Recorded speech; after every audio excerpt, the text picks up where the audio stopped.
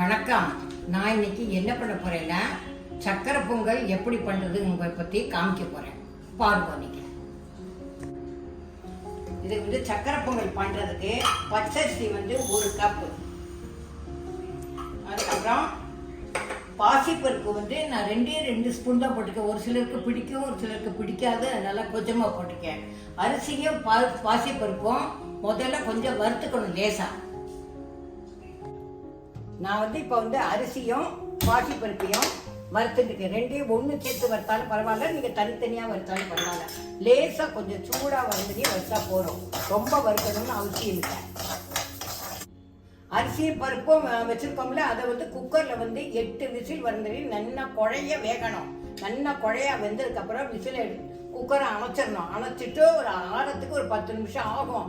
அதுக்கப்புறம் 2 வெயிட்டை எடுத்து வச்சுக்கணும். இப்போ எப்படி சக்கரை பொங்கலுக்கு வெல்லம் எப்படி போடணுங்கிறது நான் காமிக்கிறேன். 1 கப்பு தண்ணிக்கு 2 கப்பு வெல்லம் போடணும்.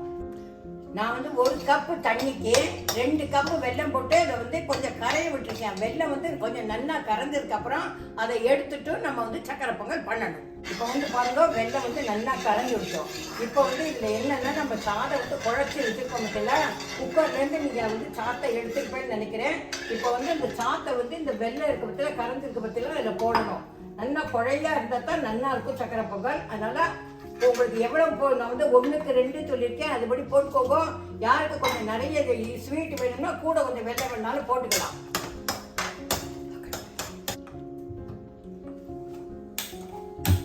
இப்போ நான் வெள்ளத்தையும் அரிசியும் போட்டாச்சு. நல்லா அது கெட்டியாக இருந்தனே அது பாட்டு கிண்டினா வச்சுக்கோங்க, கெட்டியாக ஆயிரும். இப்போ பாருங்க, நான் கிண்டி இருக்க பாருங்க, அதில் கொஞ்சம் லேசாக கட்டி இருந்தானே இந்த கரண்டியை வச்சு நல்லா மசிச்சேன்னா அதெல்லாம் சரியாயிடும். அது கெட்டியாக இருந்தனையும் அது கொஞ்சம் நேரம் ஆகும் கெட்டியாகிறதுக்கு. அதனால அதையும் பார்த்துக்கோங்க.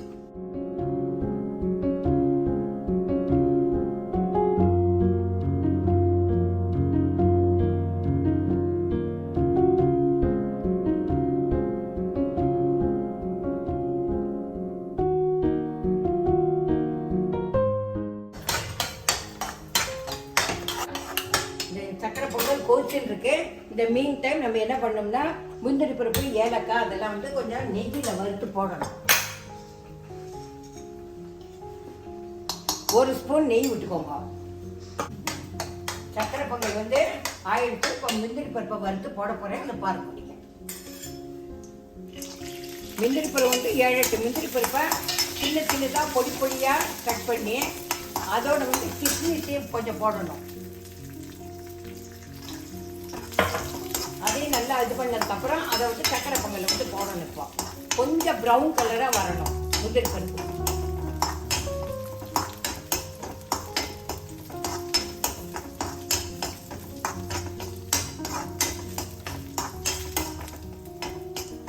இப்போ வந்தாச்சு, ப்ரௌன் கலர் வந்தாச்சு. நான் இதை சக்கரை பொங்கலில் போட போகிறேன்.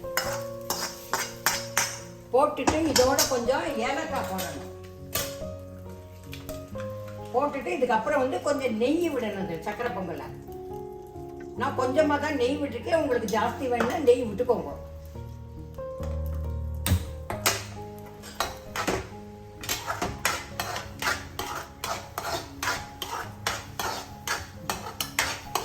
சக்கரை பொங்கல் ரெடி ஆகிடுச்சு. இதை சாப்பிட்டு பாருங்க. மறக்காம லைக் பண்ணுங்க, ஷேர் பண்ணுங்க, சப்ஸ்கிரைப் பண்ணுங்க. உங்களோட கமெண்ட்டுக்காக நான் காத்துட்டு இருப்பேன். பாய் பாய்.